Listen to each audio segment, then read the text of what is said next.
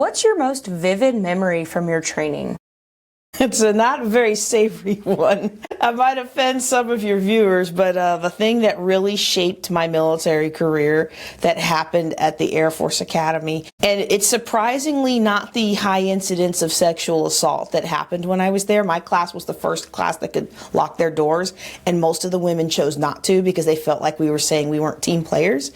You would think that the high incidence of assault that was there at that time would be the most shaping thing, but for me it was being told that I couldn't declare physics as my degree. So I had always wanted to be an astronaut. Don't have the height and eye requirements to ever do something like that, but that space, science, all that was always my first love. And so I really wanted to be a physicist in the Air Force. I wanted to either be a physicist or work in space operations. And they told me, the physics department told me, you can't declare here. And I was like, well, why can't I declare here? And they said, well, because you're black and blacks can't do physics. And I didn't know at the time, so this was 1994, that just 3 years earlier, a report had come out from the Department of Defense that said that despite the success of certain black military officers, that as far as the Air Force was concerned, and the Department of Defense was concerned, but the Air Force especially, that black people were not capable of the higher level thought in mathematics or engineering or spatial thought or other kinds of thought that were needed to excel in leadership in the Air Force. And so the Army had a lot of successful officers of color, the Air Force not so many, but I didn't know any of that. All I knew is my grades met the requirements, and you can't tell me, you have no policy on the books that say I can't do this. And I know I'm kind of drawn like a cream puff, and after retirement I've probably eaten too many cream puffs. Oh my goodness, you have not. But I just, whenever somebody puts that challenge in front of me, it's like, oh, you're not going to tell me what I can't do. I'm going to show you.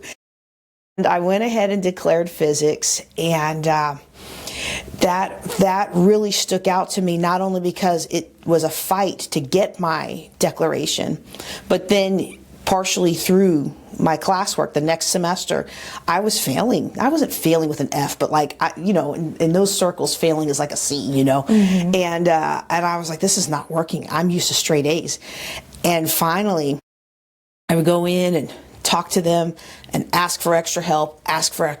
And then finally a day when all the other physics guys were gone, my advisor was like, look, my job is to get rid of you, and if you stop coming to my office, I'll stop feeding you the wrong answers. And despite how amazing a school the Air Force Academy is, despite the fact that I did stop asking for help and figured it out myself and graduated the number 5 physics grad and the number 1 space physics grad, the fact that I was president of the Physics and Astronomy Club, and we did holograms and the observatory and all that kind of stuff, despite all of that, what shaped my career was, this is what people think of me, and if I'm going to succeed at this thing, then I'm really going to have to make sure that I can do it myself and that I can come correct on everything, because there are a lot of people that they will feed you the wrong answers, whether it's because of your gender, because of your background, because of wherever it is that you came from.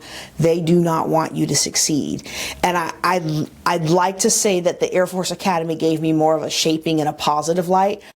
But I'm glad that happened when I was a cadet, because if it hadn't happened as a cadet, I wouldn't have served for 23 years.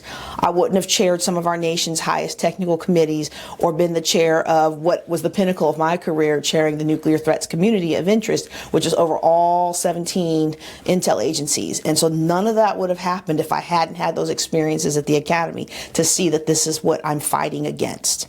Because I grew up overseas mostly as a military brat. And when you're overseas, you're Americans first. It doesn't matter what color, your ethnicity, none of that stuff matters when you're overseas. You all are Americans and you're a team. And that's why a lot of people serve, is that camaraderie. And I'm glad to have experienced that. But I'm also glad early in that I saw that that's not always the case.